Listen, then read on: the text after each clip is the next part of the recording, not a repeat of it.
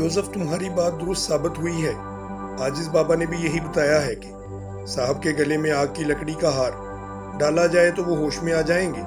सुलेमान ने मुड़कर अपनी सीट पर खामोश बैठे हुए जोसेफ से कहा, मैं इस दाने की बू सूंघ कर ही ये समझ गया था इस बार बॉस पर 4 सींगों वाले शैतान ने हमला किया है। लेकिन ये आग क्या होता है? क्या वो यहाँ मिलेगा? जोसेफ ने पूछा।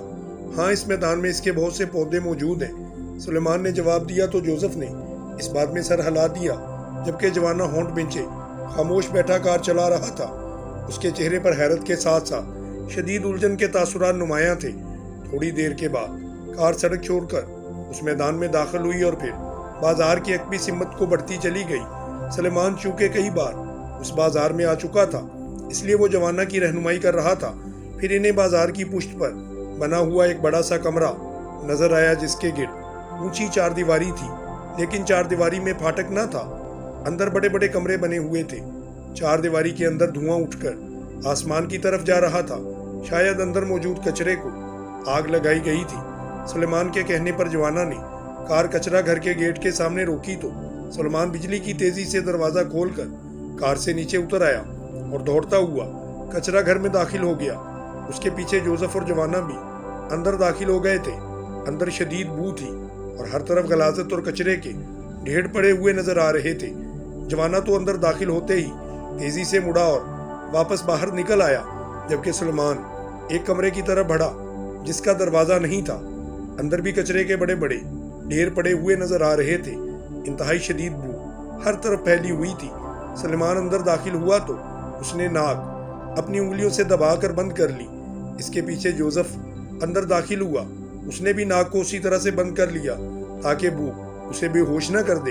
यहाँ तो नहीं है, शायद दूसरे कमरे में हो, सुलेमान ने बेंचे हुए लहजे में कहा और वापस मुड़कर बाहर आया। फिर वो दूसरे कमरे की तरफ बढ़ गया, लेकिन वहां भी इमरान मौजूद नहीं था। यहाँ कुछ नहीं है, बाहर आओ, जोसेफ ने कहा और वापस बाहर की तरफ मुड़ गया। नहीं, वो आजिज बाबा गलत नहीं कह रहा था, सुलेमान ने कहा और आगे बढ़कर उसने अपने पैरों को ऊंचा करके एक ढेर के पीछे झांका तो दूसरे ही लम्हे वो बुरी तरह से चीख पड़ा, क्योंकि उसे ढेर के पीछे से इमरान का पांव नजर आ गया था जिसमें बूट मौजूद था। दूसरे लम्हे जोसेफ भागता हुआ आया। अब ये क्या इस ढेर के पीछे साहब पड़े हुए हैं? सुलेमान ने चीखते हुए कहा। अब उसे बू की भी परवाह न रही थी। उसने नाक से हाथ हटा लिया था। जोसेफ ने ऊंचे होकर देखा तो वो भी चीख पड़ा। हाँ हाँ, ये बॉस ही पड़ा हुआ है, जोसेफ ने कहा और तेजी से उस कचरे के ढेर पर चढ़ता चला गया। ये काम सा कचरा था, इसमें गलाजन ना थी। फिर चंद लम्हों के बाद वो बेहोश इमरान को कांधे पर लादे हुए वापस मुड़ा और इसके साथ ही वो दोनों दौड़ते हुए इस कचरे घर से बाहर आ गए। क्या मतलब मास्टर? वो ये क्या वाकई? वो ये क्या है? जवाना जो कार के करीब खड़ा था, उसने कांधे पर लदे हुए इमरान को देखा तो बुखलाए हुए अंदाज में चीखते हुए कहा। उसके चेहरे पर शदीद तरीन हैरत के तासुरात उभर आए थे।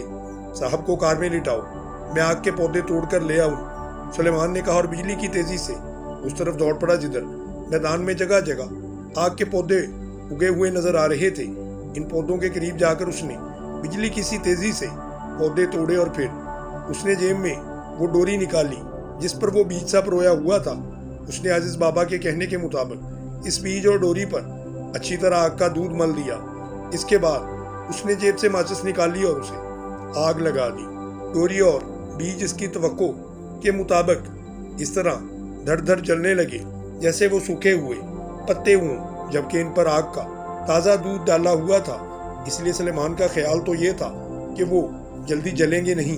इस डोरी और दाने के जलने पर इंतहाई नागवार सी बदबू फैल गई, लेकिन सुलेमान इन्हें जलता हुआ देखता रहा। जब ये जलकर राख हो गए तो उसने तोड़े हुए आग के पौधे उठाए और वापस कार की तरफ दौड़ पड़ा।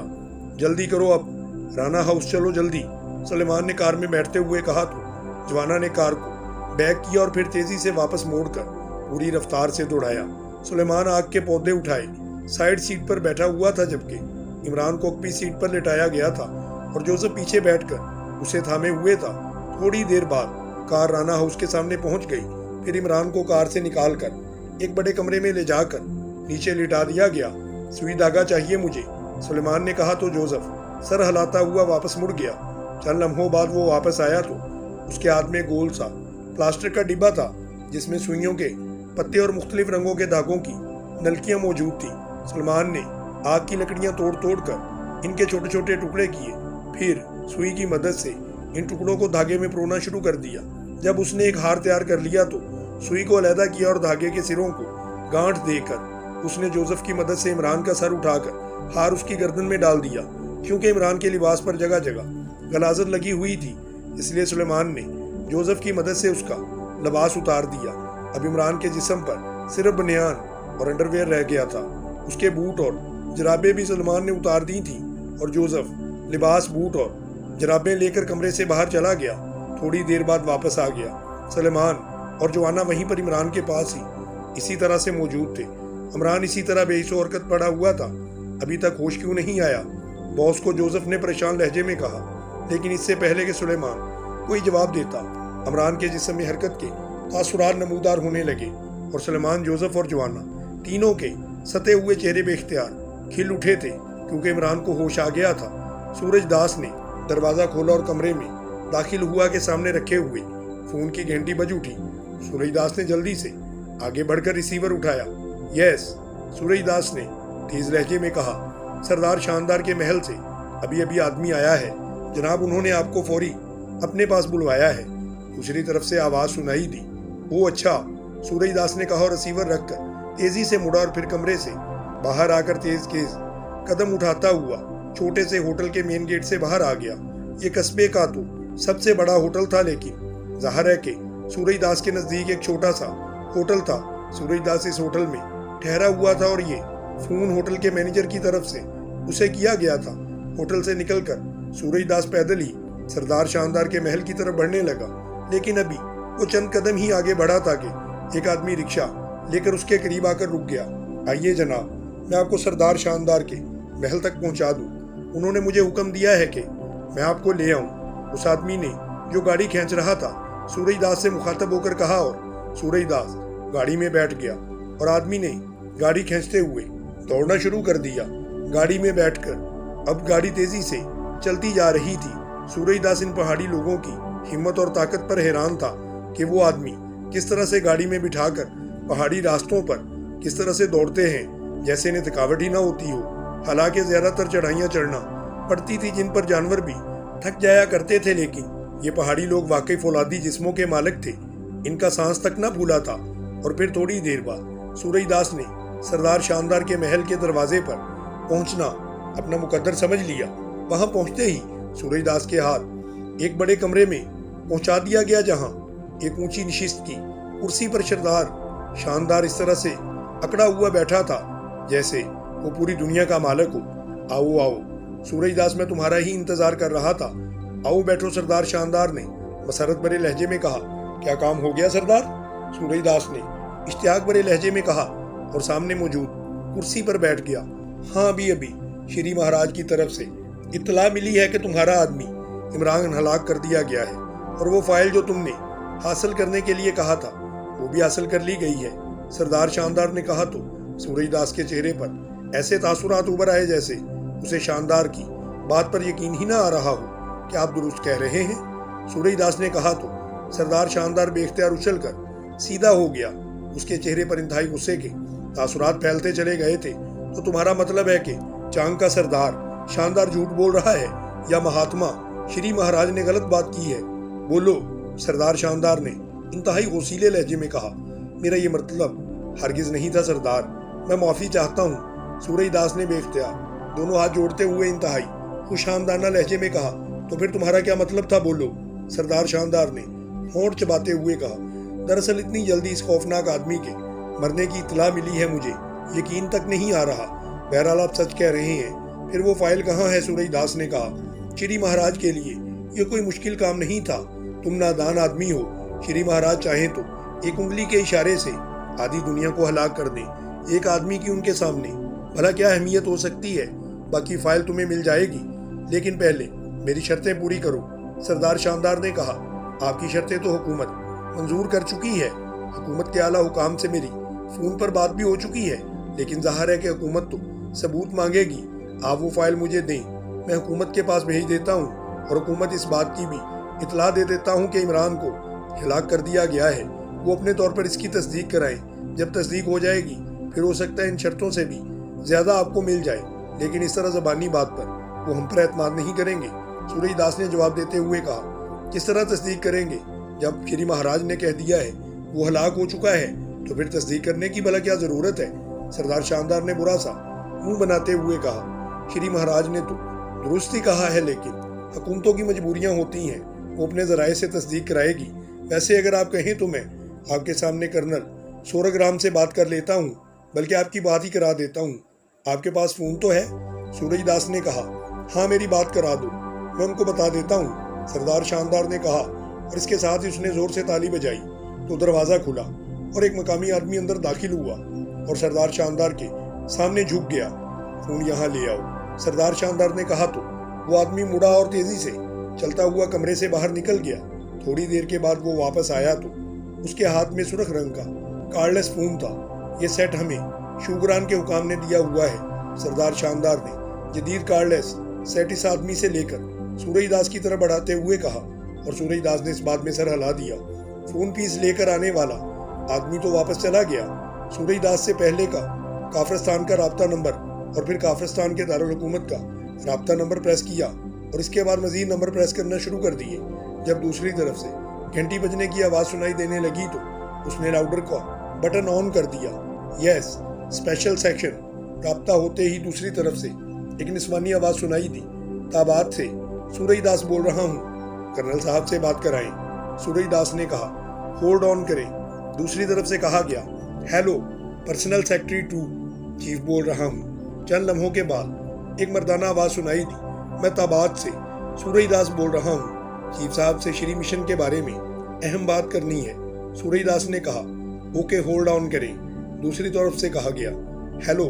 چند لمحوں کے بعد ایک باوقار سی آواز سنائی دی اور سورج داس آواز سے ہی پہچان گیا کہ کرنل سوگرام بول رہے ہیں۔ سر، میں تابات سے سورج داس بول رہا ہوں۔ سر، شری مشن کے سلسلے میں ایک اہم اطلاع دینی ہے سر۔ سورج داس نے انتہائی مؤدبانہ لہجے میں کہا، کیا اطلاع ہے؟ چیف نے پوچھا۔ سر، سردار شاندار نے ابھی مجھے بتایا ہے کہ شری مہاراج نے عمران کو ہلاک کر دیا ہے اور ریڈ فائل اس سے لے لی گئی ہے، لیکن فائل ابھی تک مجھے نہیں ملی سر، اس لیے شاندار صاحب شرطیں پوری کرنے کی کہہ رہے ہیں سر، اس لیے میں نے آپ کو کال کی ہے کہ آپ سردار شاندار سے براہ راست بات کر لیں۔ سورج داس نے کہا، کراؤ بات۔ دوسری طرف سے کہا گیا تو سورج داس نے فون پیس کو سردار شاندار کی طرف کر دیا۔ ہیلو جناب، میں چانگ کا سردار شاندار بول رہا ہوں۔ جناب، آپ کے آدمی سورج داس نے آپ کو جو کچھ بھی بتایا ہے وہ درست ہے جناب، سردار شاندار نے انتہائی مؤدبانہ لہجے میں کہا۔ کیا میری بات شری محتاج سے ہو سکتی ہے؟ چیف نے کہا، نہیں سر، ان کے پاس فون نہیں ہے، وہ ویسے بھی کامی کسی سے بات کرتے ہیں۔ سردار شاندار نے کہا، پھر تو مجھے تصدیق کرانا پڑے گی، کیا واقعی عمران ہلاک ہو گیا ہے؟ آپ ایسا کریں کہ وہ ریڈ فائل سورج داس کے حوالے کر دیں تاکہ وہ ہم تک پہنچ جائے، یہ بھی ہمارے لیے ایک ثبوت ہوگا۔ آپ کی شرائط نہ صرف پوری ہوں گی سردار شاندار، بلکہ آپ کو اس کا اتنا بڑا انعام دیا جائے گا، شاید آپ اس کا تصور بھی نہ کر سکتے ہوں۔ چیف باس نے باوقار لہجے میں کہا، جناب، فائل میرے پاس ابھی تک نہیں پہنچی، جب پہنچ جائے گی تو سورج داس کے حوالے کر دوں گا۔ آپ بے شک عمران کی ہلاکت کی تصدیق کرا لیں جناب، ویسے شری مہاراج غلط بات نہیں کیا کرتے جناب، وہ شری مہاراج کے لیے کسی آدمی کو ہلاک کرنا انتہائی معمولی سی بات ہے۔ سردار شاندار نے تفصیل بتاتے ہوئے کہا، فائل اس وقت کہاں ہے؟ چیف باس نے پوچھا۔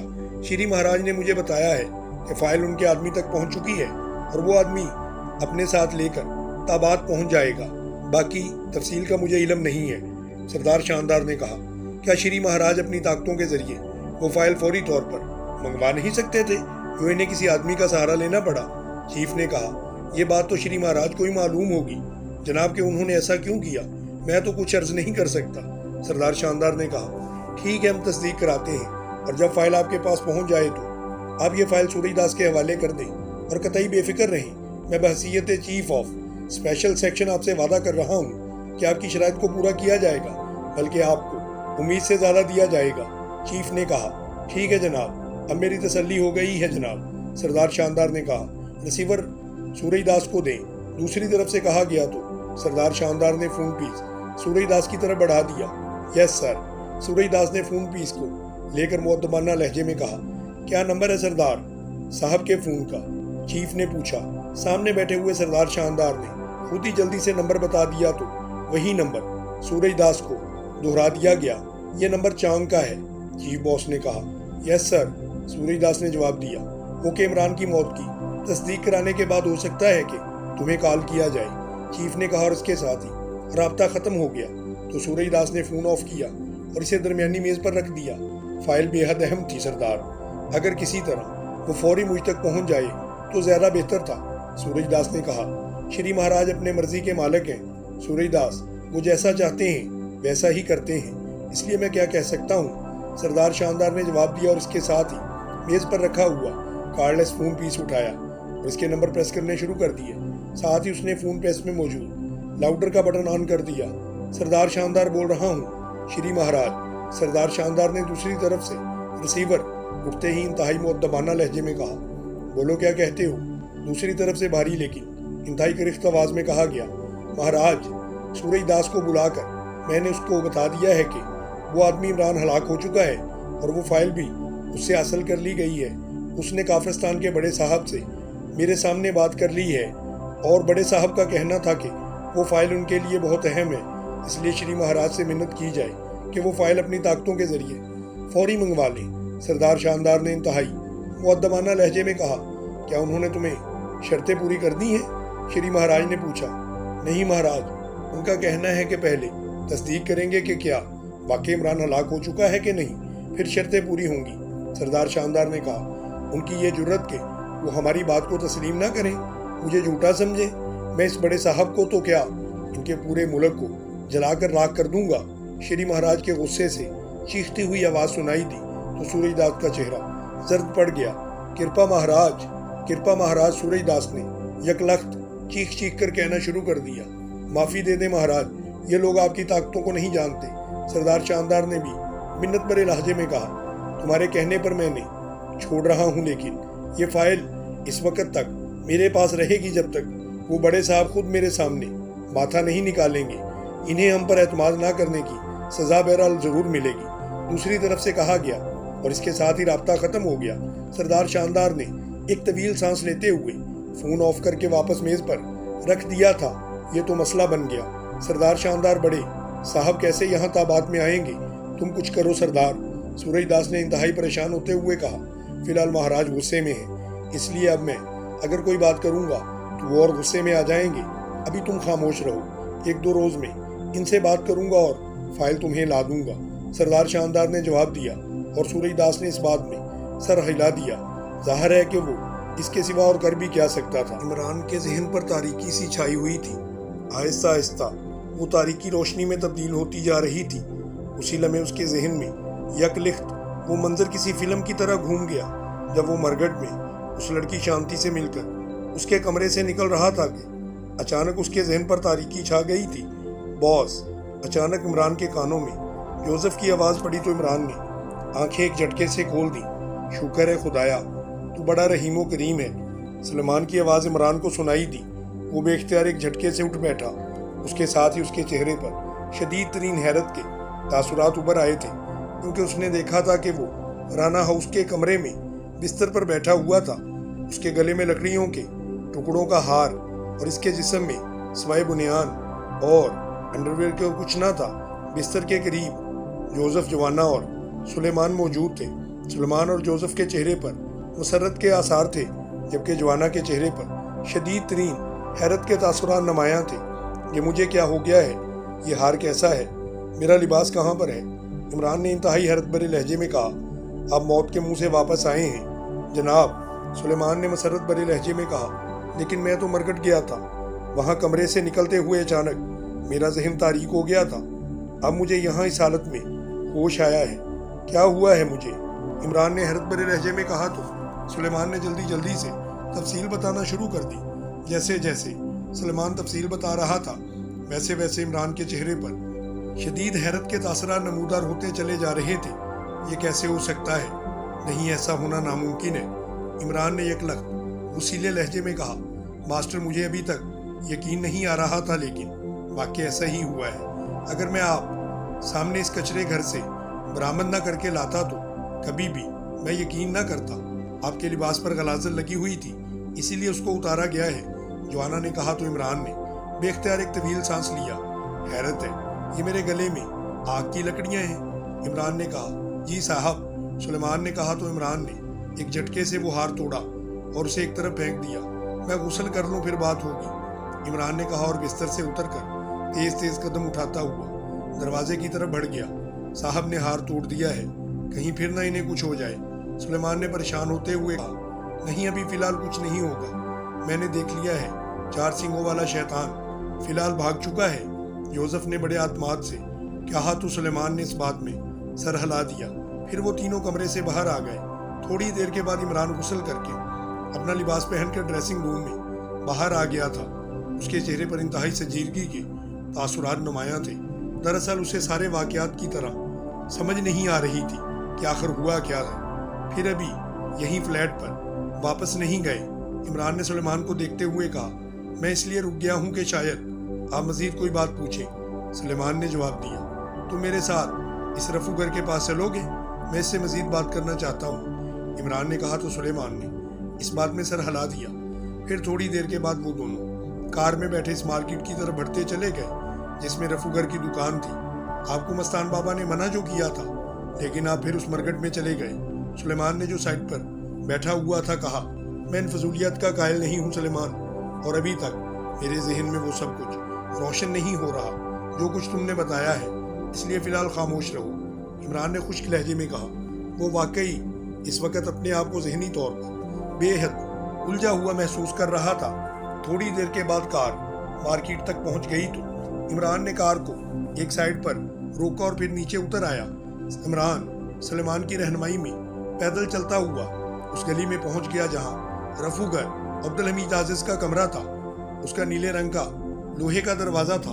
عمران نے دستک دی، چند لمحوں کے بعد دروازہ کھل گیا۔ دروازے پر عازز رفو گھر کھڑا ہوا نظر آ رہا تھا۔ وہ شکر ہے خدا کا، آپ بچ گئے ہیں، آئیں اندر آ جائیں، رفو گھر نے عمران کو دیکھتے ہی مسکرا کر کہا اور پھر ایک طرف ہٹتا چلا گیا۔ عمران اور سلمان اندر داخل ہوئے۔ عمران حیرت سے ادھر ادھر دیکھ رہا تھا، پھر اس کی نظریں رفو گھر پر جم گئی جو ہر لحاظ سے ایک عام سا آدمی دکھائی دے رہا تھا۔ بیٹھیں یہاں، میرے پاس کرسیاں تو نہیں ہیں، اس لیے آپ کو میری طرح نیچے ہی بیٹھنا پڑے گا، رفو گھر نے اپنی مخصوص جگہ پر بیٹھتے ہوئے عمران سے کہا تو خاموشی سے کپڑوں کے ایک ڈھیر پر عمران بھی بیٹھ گیا۔ سلمان مؤدبانہ انداز میں ایک طرف جا بیٹھا۔ یہ صاحب آپ کے لیے بے حد پریشان تھے، پھر یہ بر وقت مجھ تک پہنچ گئے، ورنہ بہرحال آپ مجھے خوشی ہے کہ بچ گئے ہیں، رفو گھر نے عمران کی طرف دیکھتے ہوئے مسکراتے ہوئے کہا۔ کیا آپ پیر ہیں؟ بزرگ ہیں؟ عمران نے رفو گھر کی طرف دیکھتے ہوئے حیرت بھرے لہجے میں کہا، کیونکہ انہیں واقعی سمجھ نہیں آ رہی تھی کہ یہ عام سا رفو گھر جو اس تنگ سے کمرے میں بیٹھا کپڑے رفو کر رہا ہے کس طرح کا انسان ہے۔ یہ آپ کیا کہہ رہے ہیں جناب؟ میں تو اللہ تعالیٰ کا انتہائی حقیر اور عاجز سا بندہ ہوں، رفو گھر نے جواب دیا۔ تو پھر آپ نے یہ سب کیسے کر لیا؟ مجھے سلیمان نے بتایا ہے کہ آپ نے اسے بتایا تھا کہ میں کچرا گھر میں پڑا ہوا ہوں اور میرے گلے میں آگ کی لکڑیوں کا ہار ڈالا جائے اور اس دانے اور ڈوری پر آگ کا دودھ لگا کر اسے جلا کر راکھ کر دیا جائے تو میں ٹھیک ہو جاؤں گا۔ پھر واقعی ایسے ہی ہوا۔ یہ سب کچھ آپ کو کیسے معلوم ہو گیا؟ اور پھر میں اس کچرا گھر میں کیسے پہنچ گیا؟ آپ مجھے ذرا تفصیل سے بتائیں، میری سمجھ میں تو کچھ نہیں آ رہا، عمران نے الجھے ہوئے لہجے میں جواب دیا۔ وہ رفو گھر بے اختیار ہنس پڑا۔ آپ کو یہ ساری باتیں سمجھانے کی کیا ضرورت ہے؟ آپ کا تو واسطہ پہلے ہی کئی بار شیطان اور اس کے چیلوں سے پڑ چکا ہے، رفو گھر نے مسکراتے ہوئے کہا۔ ہاں واقعی پڑ چکا ہے، لیکن اس طرح میری حالت پہلے تو کبھی نہیں ہوئی کہ میں اچانک بے ہوش ہو جاؤں۔ پھر بقول سلیمان کے میں رات کو فلیٹ میں سویا ہوا ہوں، لیکن صبح نہ میں نے نماز پڑھی ہے اور نہ ہی میں نے قرآن کریم کی تلاوت کی، جبکہ بظاہر میں ٹھیک بھی ہوں، لیکن میرے ذہن میں سوائے تاریکی کے اور کچھ بھی نہیں ہے۔ یہ سب کچھ تو پہلے میرے ساتھ کبھی پیش نہیں آیا، عمران نے کہا۔ آپ کا نام علی عمران ہے نا؟ رفو گھر نے کہا۔ جی ہاں، عمران نے جواب دیا۔ تو عمران صاحب، جس طرح روشنی کے نظام کو بہت سی سطحیں ہوتی ہیں، اسی طرح شیطانی نظام کی بھی بہت ساری سطحیں ہوتی ہیں۔ پہلے آپ جس شیطانی نظام سے ٹکرائے تھے وہ سطح کا نظام تھا، لیکن آپ کا واسطہ اب جس شیطانی نظام سے پڑا ہے یہ سطح نہیں بلکہ نچلی سطح ہے، اسے سفلی نظام کہا جاتا ہے۔ اس سطح میں کام کرنے والے انتہائی نچلی سطح کے لوگ ہوتے ہیں اور اس سطح کی طاقتیں بھی انتہائی طاقتور ہوتی ہیں۔ اس بار سفلی سطح کے حملوں نے آپ پر حملہ کیا تھا، لیکن یہ حملہ بے حد خوفناک تھا۔ وہ لڑکی جس نے آپ کے بازو پر رامدانہ باندھا تھا، اس کا تعلق بھی اسی نظام سے ہے۔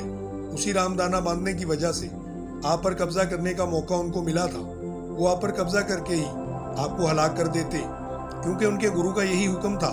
لیکن اس سے پہلے انہوں نے آپ سے کوئی کام لینا تھا اور وہ کام انہوں نے آپ سے لے لیا۔ اس کے بعد آپ پر ہلاکت کا عمل کیا گیا اور آپ کو کچرا گھر میں پھینکوا دیا گیا۔ جس وقت سلیمان میرے پاس آیا، اس وقت آپ ہلاکت کا عمل آپ پر شروع ہو چکا تھا اور آپ تقریباً مرنے کے قریب پہنچ گئے تھے۔ اس لیے مجھے اس سفلی عمل کا زور توڑنے کے لیے انتہائی محنت کرنا پڑی۔ بہرحال اللہ تعالیٰ کا لاکھ لاکھ شکر ہے کہ اس کا زور ٹوٹ گیا۔ باقی اثرات آگ کی لکڑی سے ختم ہو سکتے تھے، اسی لیے میں نے سلیمان کو ہدایت کی تھی اور بجوایا تھا کہ وہ آپ کو اس طرح سے کام کرے کہ آپ کے گلے میں آگ کا ہار بنا کے پہنا دے۔ اب بھی آپ سے میری درخواست ہے کہ آپ پوری طرح سے محتاط رہیں۔ آپ پر یقیناً دوبارہ حملہ کیا جائے گا اور اس سے بھی خوفناک انداز میں کیا جائے گا۔ آپ کسی اجنبی عورت یا مرد کے ہاتھ سے کوئی چیز لے کر نہ کھائیں اور نہ ہی اس سے کوئی بھی چیز اپنے جسم سے مس ہونے دیں۔ باقی آپ خود سمجھدار ہیں، رفوگر نے تفصیل بتاتے ہوئے کہا، اور اس کے ساتھ ہی اس نے سامنے رکھا ہوا کپڑا اٹھا لیا۔ آپ نے بتایا ہے کہ انہوں نے مجھ سے کام لینا تھا۔ کیا کام لینا تھا؟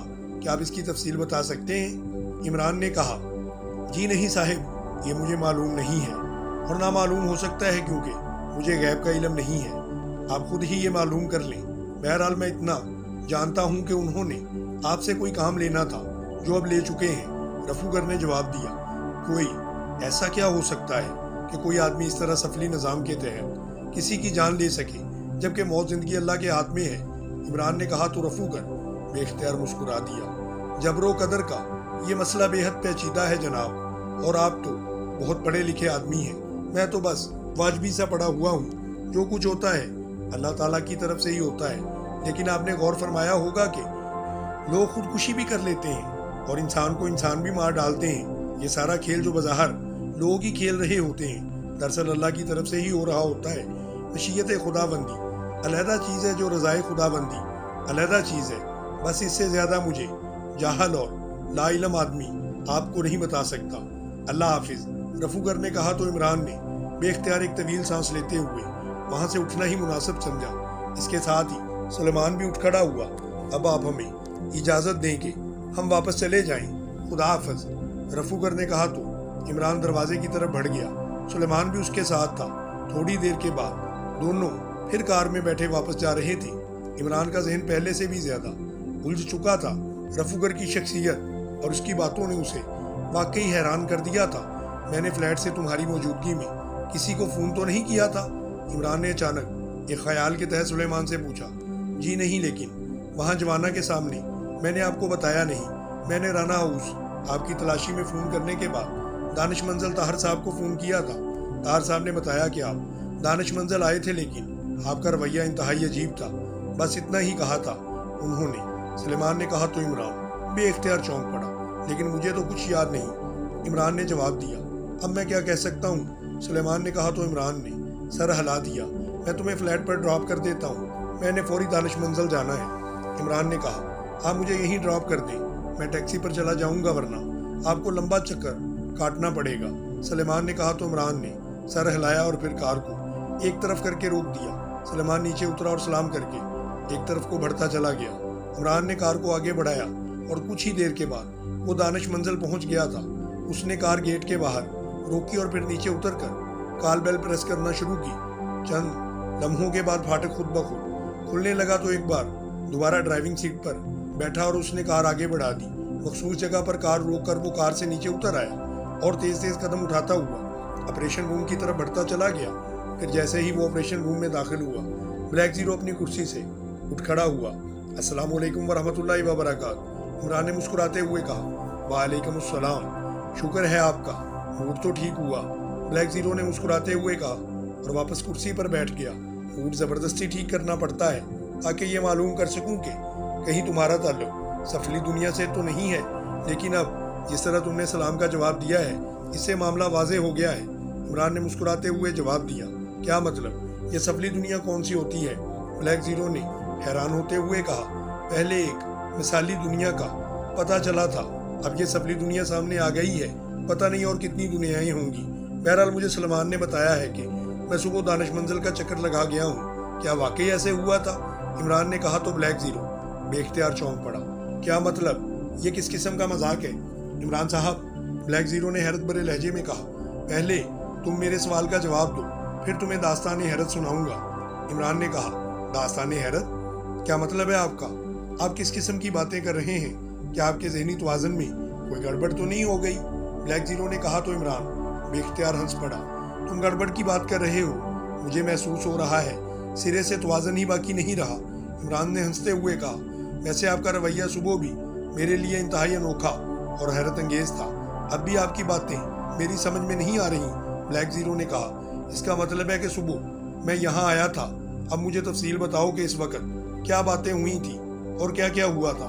عمران نے یکلخت انتہائی سنجیدہ لہجے میں کہا۔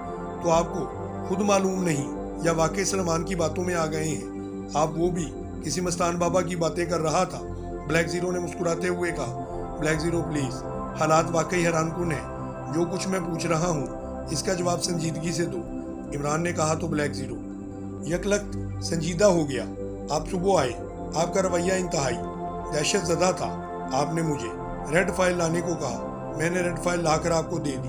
آپ نے پوچھا کہ یہ فائل کیوں منگوائی گئی ہے، تو آپ نے مجھے انتہائی درشت انداز میں اصیلے لہجے میں جھڑک دیا، پھر آپ ریڈ فائل لے کے چلے گئے۔ بلیک زیرو نے کہا تو بلیک زیرو کی بات سن کر عمران کا ذہن یکلخت خوفناک دھماکوں کی زد میں آ گیا۔ اس کے ذہن میں فوراً ہی رفو گر کی بات گھوم رہی تھی۔ اس نے کہا تھا کہ جو کام آپ سے لینا تھا وہ ان لوگوں نے لے لیا ہے، ریڈ فائل میں لے کر گیا تھا، کیا تم درست کہہ رہے ہو؟ عمران نے انتہائی بکھلائے ہوئے لہجے میں کہا تو بلیک زیرو نے میز کی دراز کھولی اور رسید بک نکال کے عمران کے سامنے رکھ دی۔ اس میں آپ کے دستخط موجود ہیں، وصولی کے دستخط، دیکھ لیں۔ بلیک زیرو نے کہا تو عمران نے جلدی سے رسید بک کھولی۔ دوسرے ہی لمحے اس کے ذہن میں ہونے والے دھماکے شدت اختیار کر گئے، کیونکہ واقعی اس کے دستخط رسید بک میں موجود تھے۔ او میرے خدایا، یہ کیا ہو گیا؟ عمران نے بے اختیار دونوں ہاتھ سر میں پکڑتے ہوئے کہا اور اس کا ذہن واقعی گھومنے لگ گیا تھا۔ کیا ہو گیا ہے آپ کو؟ کیا میں پانی لاؤں؟ عمران کے کانوں میں بلیک زیرو کی آواز پڑی، لیکن اسے یوں محسوس ہو رہا تھا جیسے اس کی آواز کہیں دور سے آ رہی ہو۔ یہ لے پانی پی لے۔ چند لمحوں کے بعد بلیک زیرو کی آواز پھر سنائی دی، پھر عمران کے حلق میں پانی اترنے لگا اور اس کے ساتھ اسے یوں محسوس ہوا جیسے اس کا ڈوبتا ہوا دل معاف ہوتا چلا گیا ہے، ذہن دوبارہ ٹھیک ہونے لگ گیا تھا۔ اس نے جلدی سے خود سے گلاس پکڑا اور پھر پورا گلاس اپنے حلق میں ڈھیل لیا۔ اس کے ذہن میں ہونے والے دھماکوں کی شدت میں واضح طور پر کمی آ چکی تھی۔ آپ کا رنگ یکلخت ہلدی کی طرح زرد پڑ گیا ہے۔ کیا ہوا ہے آپ کو؟ آپ کی حالت پہلے تو کبھی ایسے نہیں ہوئی۔ بلیک زیرو نے کہا تو عمران نے بے اختیار ایک طویل سانس لیا، پھر اس نے مسلسل لمبے لمبے سانس لینے شروع کر دیے۔ بہت بڑی چوٹ ہو گئی ہے بلیک زیرو، بہت بڑی۔ ہمارے وہم و گمان میں بھی نہیں تھا کہ کوئی ہمیں ایسی چوٹ لگائے گا۔ عمران نے کہا۔ کیا مطلب ہے؟ کیسی چوٹ کی بات کر رہے ہیں؟ بلیک زیرو نے واپس اپنی کرسی پر جا کر بیٹھتے ہوئے کہا۔ دشمن ریڈ فائل لے گیا ہے، اور وہ بھی میرے ذریعے سے۔ مجھے کچھ معلوم نہیں کہ دشمن کون ہے اور ریڈ فائل کہاں ہے، اور ریڈ فائل پاک ایشیا کے دفاع کی بنیادی فائل ہے۔ Very sad, really sad, Imran نے ہونٹ چباتے ہوئے کہا تو بلیک زیرو کے چہرے پر بھی انتہائی حیرت اور پریشانی کے تاثرات نمودار ہو گئے۔ یہ کیسے ہو سکتا ہے عمران صاحب؟ پلیز آپ مجھے تفصیل بتائیں، ورنہ آپ والی کیفیت میری بھی ہو رہی ہے۔ بلیک زیرو نے کہا۔ تمہیں سلیمان نے کیا بتایا تھا؟ عمران نے ایک طویل سانس لیتے ہوئے کہا۔ اس نے یہی بتایا تھا کہ کس لڑکی نے فون کیا تھا اور اس رات آپ 12 بجے کسی مرکٹ میں بلایا اور آپ وہاں پر گئے تھے۔ پھر مستان بابا آیا اور اس نے آپ کو مرکٹ جانے سے روکا، لیکن آپ نے ان کی بات نہیں مانی۔ سلیمان اپنے دوست کی تقریب میں چلا گیا۔ رات کو پچھلے پہر جب وہ واپس آیا تو صبح آپ نے نماز بھی نہیں پڑھی اور تلاوت بھی نہیں کی، غسل کے بغیر ناشتہ کیا۔ آپ کا رویہ سلیمان کی درش سے باہر تھا۔ پھر آپ اخبار پڑھتے رہے، اس کے بعد آپ چلے گئے۔ اس کے بعد سلیمان آپ کا بستر ٹھیک کرنے لگا تو اسے کوئی بیج سیاہ ڈوری میں پرویا ہوا ملا۔ وہ آپ کو تلاش کر رہا تھا، بس مجھے اتنا ہی معلوم ہے۔ بلیک زیرو نے تفصیل بتاتے ہوئے کہا۔ یہ سب باتیں ٹھیک ہیں، مجھے نہ جانے کیا ہوا کہ میں نے لڑکی کی کال پر مرگٹ جانے کا فیصلہ کر لیا؟ شاید میرے ذہن میں یہ بات تھی کہ میرے ساتھ کوئی گیم کھیلی جا رہی ہے جس میں وہ لڑکی اور وہ مستان بابا دونوں شریک ہیں، اور اس گیم کی تہہ تک پہنچنا چاہتا تھا۔ اس لڑکی نے کسی گورکھپورہ قبرستان کا نام بتایا تھا اور اپنا نام شانتی بتایا تھا۔ میں نے ٹاؤن ہال سے معلوم کیا تو پتہ چلا کہ گورکھپور نامی کوئی قبرستان دارالحکومت میں سرے سے ہے ہی نہیں۔ البتہ یہ معلوم ہوا کہ اقلیتی لوگوں کا ایک قبرستان ہے جسے گورکھ قبرستان کہتے ہیں، اور اس کے ساتھ ہی اقلیتی لوگوں کا مرگٹ بھی ہے جس کا نام شانتی مرگٹ ہے، کیونکہ اس لڑکی نے اپنا نام شانتی بتایا تھا اور گورکھ قبرستان اور گورکھپورہ قبرستان نام ملتے جلتے تھے۔ اس لیے میں رات کو وہاں پر پہنچا۔ جب میں مرگٹ کو جانے لگا تو وہی مستان بابا مجھے گیٹ پر ملا۔ اس نے مجھے اندر جانے سے کافی روکا، لیکن میں نے اس کی پرواہ نہ کی اور اندر چلا گیا۔ عمران نے کہا، اور پھر اس نے اس لڑکی سے ملاقات سے ہونے والی تمام باتیں اور پھر بے ہوش ہو جانے سے لے کر ہوش میں آنے اور پھر سلیمان کے ساتھ رفو گھر کے پاس جانے اور دانش منزل تک پہنچنے کی پوری تفصیل بتا دی۔ بلیک زیرو حیرت زدہ تھا اور آنکھیں پھاڑے ہوئے عمران کو دیکھ رہا تھا، جیسے اچانک اسے نظر آنا بند ہو گیا ہو۔ یہ آپ کے ساتھ یہ کیا ہوا ہے؟ لیکن جب آپ میرے پاس آئے تو آپ بظاہر ٹھیک لگ رہے تھے، آپ نے دستخط بھی کیے۔ آپ کا رویہ پہلے جیسا نہ تھا۔ آپ کے رویے کی وجہ سے میرے ذہن میں عجیب سے خدشات ابھرے تو میں نے سر سلطان سے بات کی۔ سر سلطان نے الٹا مجھے ڈانٹ دیا۔ میں نے آپ پر شک کیوں کیا؟ وہ کہہ رہے تھے۔ میں خاموش ہو گیا۔ لیکن یہ سب کچھ کیا ہو رہا ہے اور کون کر رہا ہے اور کس طرح سے ہو رہا ہے؟ اب فائل کا کیا ہوگا؟ یہ تو پاک ایشیا کا دفاع ہی داؤ پر لگ چکا ہے۔ بلیک زیرو نے انتہائی پریشان لہجے میں کہا، یہی تو اصل مسئلہ ہے۔ ہمیں یہ بات معلوم نہیں ہے کہ ہمارا دشمن کون ہے اور وہ فائل کہاں گئی ہے۔ میری کار بھی موجود نہیں ہے، نہ جانے وہ کہاں گئی۔ اگر میری کار مل جائے تو وہاں سے کوئی کلو مل سکتا ہے، عمران نے چونکتے ہوئے کہا۔ اس کے ساتھ ہی اس نے اپنے ہاتھ کو بڑھا کر ریسیور اٹھا لیا، پھر تیزی سے نمبر ڈائل کرنے شروع کر دیے۔ بلیک زیرو ہونٹ بینچے اسی طرح سے پریشان بیٹھا ہوا تھا۔ جولیا بول رہی ہوں۔ رابطہ قائم ہوتے ہی جولیا کی آواز سنائی دی۔ X2 عمران نے مخصوص لہجے میں کہا۔ یس باس۔ جولیا کا لہجہ یک لخت انتہائی مؤدبانہ ہو گیا تھا۔ پوری ٹیم کو شہر میں پھیلا دو، انہوں نے عمران کی ذاتی سپورٹس کار تلاش کرنی ہے۔ عمران کو کسی نامعلوم ڈاکٹر نے کوئی ایسا انجیکشن لگا دیا تھا جس سے اس کی یادداشت واقعی طور پر غائب ہو گئی تھی، اور اس دوران اس نے کار کہیں چھوڑ دی ہے۔ اب اسے یاد نہیں آ رہا اس نے کار کہاں چھوڑی ہے۔ میں اس ڈاکٹر کا کلو حاصل کرنا چاہتا ہوں، کیونکہ یہ بھی ہو سکتا ہے کہ اس ڈاکٹر نے عمران کے ذہن کو معاف کر کے اس سے سیکرٹ سروس کے بارے میں معلومات نہ حاصل کر لی ہوں، اور اس کے ساتھ ساتھ خود بھی دوسرے ساتھیوں کو بھی کہہ دو کہ وہ سب متبادل جگہوں پر شفٹ ہو جائیں اور دوسرے حکم تک اپنے آپ کو میک اپ میں رکھیں، عمران نے ہدایت دیتے ہوئے کہا۔ اب عمران کی حالت کیسی ہے؟ جولیا نے لہجے میں تشویش تھی۔ اب وہ بالکل ٹھیک ہے، لیکن درمیانی پیریڈ جو کئی گھنٹوں پر مشتمل ہے اس کے ذہن سے غائب ہو چکا ہے۔ میں نے جو ہدایات دی ہیں ان پر فوری عمل کرو، اور جیسے عمران کی کار کی دستیابی ہو فوری مجھے اطلاع دی جائے، عمران نے کہا، اور اس کے ساتھ ہی اس نے ریسیور رکھ دیا۔ اب میں ممبرز کو اور کیا کہوں، میری سمجھ میں تو کچھ نہیں آ رہا، عمران نے ریسیور رکھ کر انتہائی پریشانی کے عالم میں بڑبڑاتے ہوئے کہا۔ عمران صاحب، یہ انتہائی سیریس معاملہ ہے۔ حکومت کو اس فائل کی گمشدگی کا پتہ چلا تو ایک بونچال سا آ جائے گا۔ بلیک زیرو نے کہا، پھر تم بتاؤ کہ کیا ہو سکتا ہے، کہاں تلاش کیا جائے یہ فائل؟ عمران نے بے بس لہجے میں کہا۔ اس رفو گر سے آپ نے پوچھا تھا؟ بلیک زیرو نے کہا، میں نے پوچھا تھا، اس کا کہنا تھا کہ اسے معلوم نہیں ہے، عمران نے جواب دیا۔ پھر اب کیا ہو سکتا ہے؟ ویری بیڈ، بلیک زیرو نے بڑبڑاتے ہوئے کہا۔ وہ ڈاکٹر اویس صاحب سے بات ہونی چاہیے، وہ یقیناً سفلی دنیا کے بارے میں ضرور کچھ نہ کچھ جانتے ہوں گے۔ عمران نے اچانک ایک خیال کے تحت کہا، ڈاکٹر اویس احمد؟ وہ کون ہے بھلا؟ بلیک زیرو نے چونک کر پوچھا۔ مسالی دنیا والے کیس میں ان سے رابطہ ہوا تھا، ایسے معاملات میں انہیں خاصا علم ہے، عمران نے جواب دیا اور ریسیور اٹھا کر تیزی سے نمبر ڈائل کرنا شروع کر دیے۔ جی صاحب۔ رابطہ قائم ہوتے ہی ایک آواز سنائی دی، ڈاکٹر اویس احمد کے صاحبزادے تحسین احمد سے بات کرائیں، میں علی عمران بول رہا ہوں، عمران نے جواب دیا۔ جی بہتر، ہولڈ کریں، دوسری طرف سے کہا گیا۔ ہیلو، تحسین احمد بول رہا ہوں۔ چند لمحوں کے بعد ایک آواز سنائی دی اور عمران پہچان گیا، یہ آواز تحسین احمد کی ہے۔ تحسین صاحب، میں علی عمران بول رہا ہوں، آپ کو شاید یاد ہو میں نے آپ کی وساطت سے کچھ عرصہ پہلے آپ کے والد ڈاکٹر اویس احمد صاحب سے ملاقات کی تھی۔ عمران نے کہا، مجھے اچھی طرح یاد ہے جناب، فرمائیے۔ تحسین احمد نے جواب دیا، میں آپ کی کیا خدمت کر سکتا ہوں؟ ڈاکٹر اویس احمد صاحب سے فون پر بات ہو سکتی ہے یا میں خود حاضر ہو جاؤں؟ ایک انتہائی اہم معاملہ ہے، عمران نے کہا۔ عمران صاحب، قبلہ والد صاحب تو 6 ماہ ہوئے وفات پا گئے ہیں۔ دوسری طرف سے تحسین احمد نے کہا تو عمران بے اختیار اچھل پڑا۔ اوہ، انا للہ و انا الیہ راجعون۔ مجھے بے حد افسوس ہوا، لیکن ان کی وفات کی خبر کسی اخبار میں نظر نہیں آئی۔ عمران نے کہا، انہوں نے وصیت کی تھی کہ سوائے خاص لوگوں کے اطلاع عام نہ دی جائے۔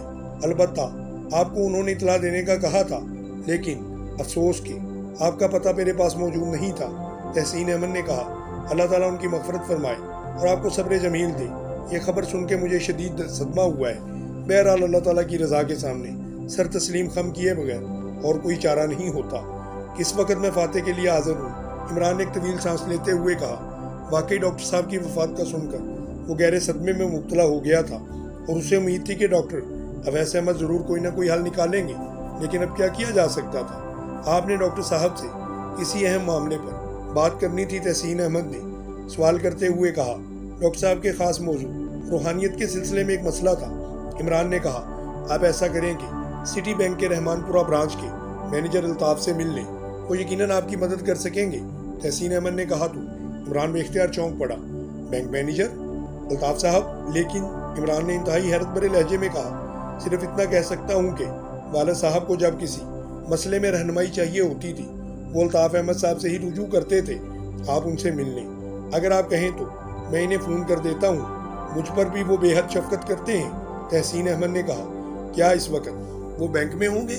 عمران نے کہا، جی ہاں، میں ان کا نمبر آپ کو بتا دیتا ہوں، آپ پہلے ان سے فون پر رابطہ کریں، پھر جیسے پروگرام طے ہو جائے بہرحال انہیں فون کر کے آپ کے متعلق میں بتا دیتا ہوں۔ تحسین احمد نے جواب دیا، اس کے ساتھ ہی فون نمبر بھی بتا دیا۔ ٹھیک ہے، بے حد شکریہ، عمران نے کہا اور ریسیور رکھ دیا۔ بینک مینیجر، عجیب دنیا ہے یہ، اب بینک مینیجر ان معاملات میں ہماری رہنمائی کرے گا؟ یہ سب کچھ تو میری سمجھ سے واقعی بالاتر ہوتا جا رہا ہے۔ عمران نے بڑبڑاتے ہوئے کہا، میری اپنی سمجھ میں کچھ نہیں آ رہا۔ بینک مینیجر کا روحانیت سے بھلا کیا تعلق ہو سکتا ہے؟ بلیک زیرو نے کہا اور عمران نے کوئی جواب دینے کی بجائے صرف سر ہلا دیا۔ تقریباً 10 منٹ کے بعد اس نے ریسیور اٹھایا اور تحسین احمد کے بتائے ہوئے نمبر ڈائل کرنا شروع کر دیا۔ السلام علیکم، الطاف بول رہا ہوں مینیجر۔ رابطہ قائم کرتے ہی ایک نرم سی آواز سنائی دی۔ وہ آواز مردانہ تھی، لیکن لہجے میں نسوانیت کا تھوڑا سا تاثر موجود تھا۔ وعلیکم السلام، میں علی عمران بول رہا ہوں۔ ابھی ڈاکٹر اویس احمد صاحب کے صاحبزادے تحسین احمد صاحب نے آپ کو میرے بارے میں بتایا ہوگا۔ عمران نے کہا، جی ہاں، ان کا فون آیا تھا، لیکن عمران صاحب، تحسین کو خام خواہ میرے بارے میں حسن ظن ہے، میں تو ایک عام سا دنیا دار آدمی ہوں۔ دوسری طرف سے الطاف احمد نے عمران سے کہا تو عمران مسکرا دیا۔ یہ حسن ظن حرف زوئیں والا ہے یا زے والا ہے، یہ بتا دیجیے پلیز، عمران نے مسکراتے ہوئے کہا تو پہلے تو چند لمحوں تک دوسری طرف سے خاموشی طاری رہی۔ شاید الطاف احمد صاحب عمران کی بات پر غور کرتے رہے تھے، پھر دوسری طرف سے بے اختیار ہنسنے کی آواز سنائی دی۔ بہت خوب عمران صاحب، آپ نے بڑی دلچسپی کی بات کی ہے، اب تو آپ سے ملنا ضروری ہو گیا ہے۔ آپ ایسا کریں کہ 1 گھنٹے بعد میرے غریب خانہ پر تشریف لے آئیں، یا پھر اپنے دولت خانہ کا پتہ بتا دیں، میں خود ہی حاضر ہو جاؤں گا۔ الطاف احمد نے کہا، دولت خانے میں تو آپ بیٹھے ہوئے ہیں اور پتہ مجھ سے پوچھ رہے ہیں؟ عمران نے ایک بار پھر مسکراتے ہوئے کہا۔ نہ جانے کیا بات تھی کہ الطاف احمد سے بات ہوتے ہی ان کے ذہن پر موجودہ پریشانی کا بوجھ یکلخت اس طرح ہٹ گیا جیسے کوئی بھاری پتھر اٹھا لیا جاتا ہے۔ اب وہ اپنے آپ ذہنی طور پر پوری طرح فریش محسوس کر رہا تھا۔ دولت خانہ کیا مطلب ہے؟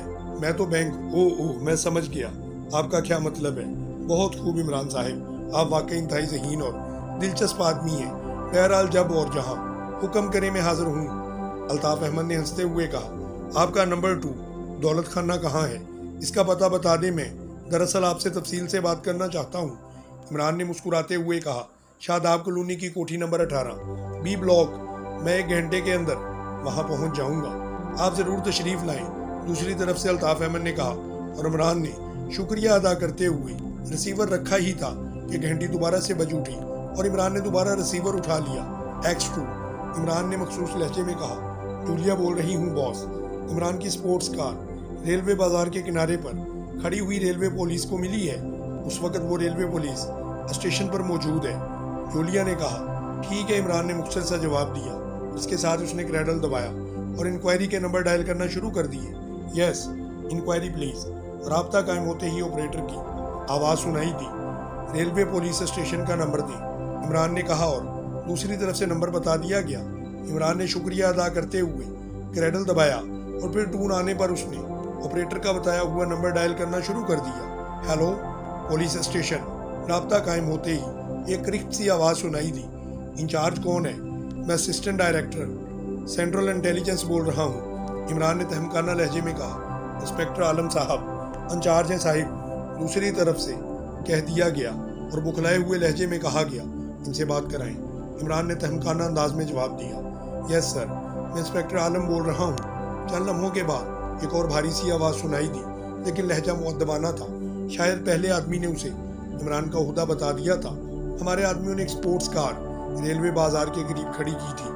हम इसे चंद तखरीबकारों को पकड़ने के लिए ट्रैप के तौर पर इस्तेमाल करना चाहते थे, लेकिन आपके आदमियों ने हमारा ये प्लान ही ख़त्म कर दिया और कार को पुलिस स्टेशन पहुंचा दिया। हम वो तखरीबकार ट्रैप न कर सके, इमरान ने कदरे गौसीले लहजे में कहा। ओ जनाब, वो तो कार वहाँ पर खाली खड़ी थी।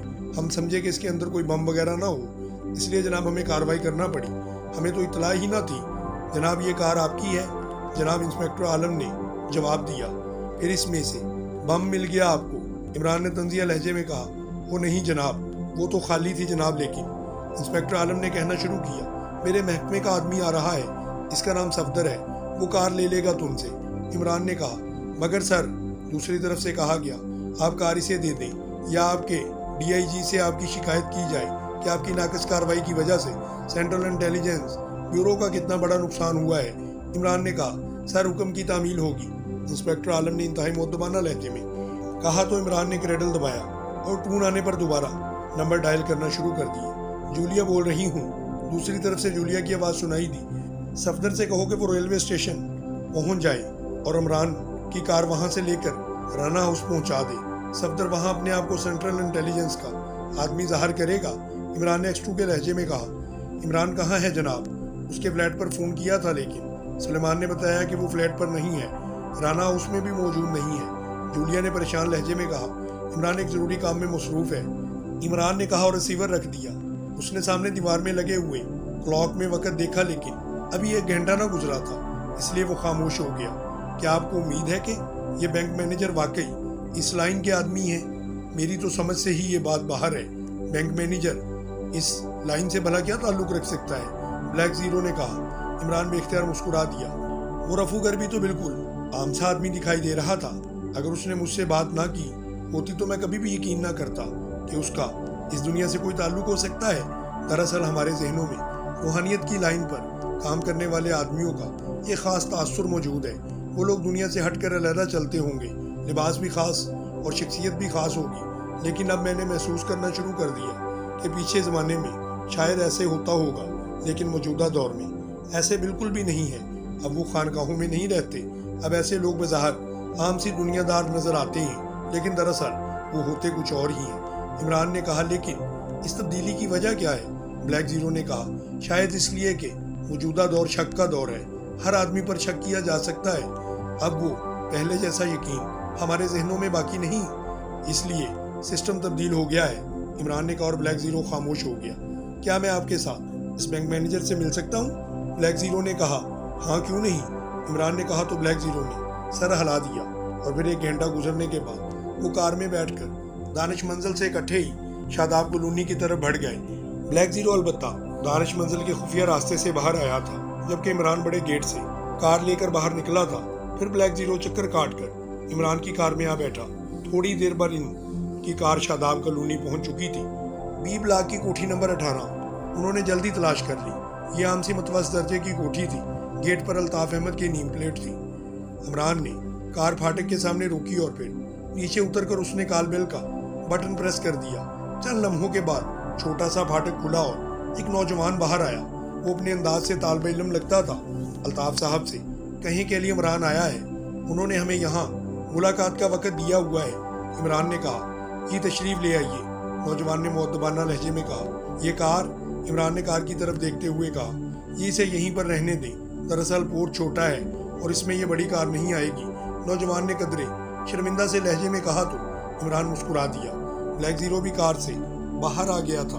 کار لاک کر دو طاہر، عمران نے بلیک زیرو کو کہا اور بلیک زیرو سر ہلاتا ہوا کار کی طرف بڑھ گیا۔ اس نے کار کو لاک کر دیا تھا۔ دونوں اس نوجوان کی رہنمائی میں کوٹھی میں داخل ہوئے۔ کوٹھی واقعی چھوٹی تھی اور گیراج میں پہلے سے ہی ایک پرانے ماڈل کی کار موجود تھی۔ آپ الطاف صاحب کے صاحبزادے ہیں؟ عمران نے نوجوان سے پوچھا۔ جی ہاں، میرا نام سلیم ہے، نوجوان نے جواب دیا تو عمران نے سر ہلا دیا۔ تھوڑی دیر کے بعد ایک متوسط درجے کے ڈرائنگ روم میں وہ دونوں موجود تھے۔ پھر کچھ دیر کے بعد دروازہ کھلا اور ایک ڈھیڑ عمر آدمی اندر داخل ہوا۔ اس کے جسم پر ایک گھریلو لباس تھا۔ اس کے چہرے پر اس قدر حلیمی تھی کہ عمران اس کا چہرہ دیکھ کر ہی حیران ہو گیا۔ السلام علیکم، میرا نام الطاف ہے، آنے والے نے کہا۔ اس کی آواز میں نسوانیت کا تاثر پہلے کی طرح موجود تھا۔ وعلیکم السلام، مجھے علی عمران کہتے ہیں، یہ میرے دوست طاہر صاحب ہیں، عمران نے کہا اور پھر رسمی جملے اور مصافحے کے بعد وہ صوفوں پر بیٹھ گئے۔ اسی لمحے دروازہ کھلا۔ وہی نوجوان ٹرے اٹھائے اندر داخل ہوا۔ ٹرے میں مشروب کے 2 گلاس موجود تھے۔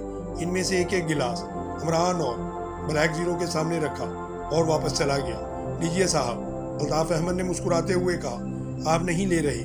عمران نے کہا، جی نہیں، آپ لیں، میں روزے سے ہوں۔ الطاف احمد نے جواب دیا، مگر یہ رمضان کا مہینہ تو نہیں ہے؟ عمران نے کہا، جی یہ روزے تو فرض نہیں ہیں، ویسے اللہ تعالیٰ نے نفلی روزوں کی توفیق دے رکھی ہے، اس کا کرم ہے، آپ لیں، الطاف احمد نے جواب دیا۔ الطاف صاحب، آپ سفلی دنیا کے بارے میں کیا جانتے ہیں؟ عمران نے کہا، آپ کیا پوچھنا چاہتے ہیں؟ کوئی خاص بات؟ ورنہ اس کی تفصیل تو بے حد طویل ہے۔ الطاف احمد نے مختصر سا جواب دیا، کچھ باتیں بتا دیں۔ عمران نے کہا، سفل عربی زبان کا لفظ ہے جس کا مطلب ہے پستی نشیب اور فضلہ وغیرہ، اس لیے سفلی کا مطلب ہوا ادنا، کم درجے اور پست۔ اس کے لفظی معنی اس سے آپ کے بارے میں اندازہ لگا سکتے ہیں۔ اصطلاحی طور پر ایسا نظام ہے جہاں انتہائی کم درجہ اور پست درجے کے شیطانوں سے واسطہ پڑتا ہے۔ عام طور پر لوگ اسے کالا علم کے طور پر پکارتے ہیں۔ اس میں غلاظت، گندگی اور پستگی اور کمینگی کا زور ہوتا ہے۔ الطاف احمد نے جواب دیتے ہوئے کہا، کون لوگ اس میں ملوث ہوتے ہیں؟ عمران نے پوچھا۔ اس کا زیادہ تر رواج تو کافرستان میں ہے، کافرستان کے لوگ اس کے ماہر ہیں، ویسے یہاں پر بھی بے شمار لوگ اس پست اور گھٹیا نظام سے منسلک ہیں۔ الطاف احمد نے جواب دیا، تو کیا اس نظام کے تحت کسی کی جان بھی لی جا سکتی ہے؟ عمران نے پوچھا۔ جان لینا تو ایک طرف رہی، اور بھی بہت کچھ ہو سکتا ہے۔ آپ اس کی تفصیل چھوڑیں اور مجھے یہ بتائیں، آپ کا پرابلم کیا ہے؟ الطاف احمد نے کہا، آپ اس بارے میں کیسے جانتے ہیں؟ عمران نے پوچھا، میرا بچپن سے ہی رجحان اس کے توڑ کی طرف تھا۔ پھر ایک بزرگ مل گئے، بس انہوں نے شفقت کی اور مخلوق خدا کی خدمت کے لیے مجھے کچھ عمل بتائے تاکہ ایسے لوگ جو اس نظام سے تکلیف میں مبتلا ہیں میں ان کی مدد کر سکوں۔ الطاف احمد نے جواب دیا، لیکن آپ تو بینک میں مینیجر ہیں، تو پھر کیا آپ اس سلسلے میں کام کا وقت کیسے نکالتے ہیں؟ عمران نے حیرت بھرے لہجے میں کہا، بینک کا کام تو بینک اوقات میں ہی ہوتا ہے، باقی وقت میرا اپنا ذاتی ہوتا ہے، پھر پوری رات ہوتی ہے اللہ تعالیٰ کی عبادت کرنے کے لیے۔ الطاف احمد نے مسکراتے ہوئے جواب دیا تو عمران نے بے اختیار ایک طویل سانس لیا۔ آپ بہرحال ایک ذمہ دار آدمی ہیں، اس لیے میں آپ کو تفصیل بتا دیتا ہوں۔ میری گزارش ہے کہ آپ سے جو کچھ بھی کہا جائے اسے آپ اپنے تک ہی رکھیں، آپ بے فکر رہیں، آپ کے راز میرے پاس امانت ہوگی۔ الطاف احمد نے کہا، میرا تعلق ایک سرکاری ادارے سے ہے، ایک خفیہ سرکاری ادارے سے۔ عمران نے کہنا شروع کر دیا، عمران صاحب یہ سب کچھ بتانے کی ضرورت نہیں، مجھے معلوم ہے کہ آپ کون ہیں، آپ کا تعلق اس ادارے سے ہے، یہ طاہر صاحب کون ہیں اور ان کے ادارے میں کیا حیثیت ہے۔ میں نے آپ کا فون ملنے کے بعد آپ کے بارے میں معلومات حاصل کر لی تھی، آپ قطعی بے فکر رہیں، آپ بس علی عمران ہیں اور یہ طاہر صاحب ہیں۔ الطاف احمد نے ان کی بات کاٹتے ہوئے کہا تو عمران اور بلیک زیرو دونوں کے چہروں سے حیرت کے تاثرات اوپر آئے تھے۔ تو پھر آپ کو یہ معلوم ہوگا کہ ہم کیوں آپ کے پاس آئے ہیں؟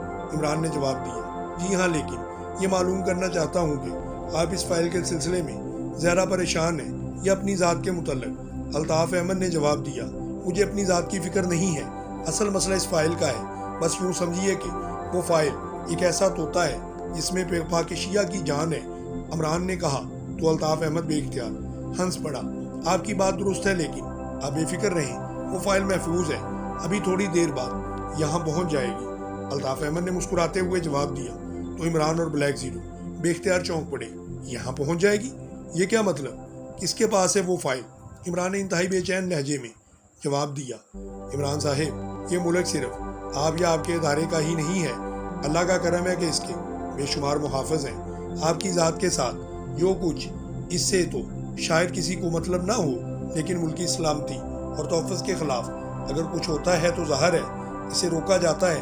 الطاف احمد نے مبہم سے انداز میں بات کرتے ہوئے کہا، لیکن اس سے پہلے تو بے شمار بار ملک کے خلاف سازشیں ہوتی رہی ہیں، ایسے پہلے تو کبھی نہیں ہوا۔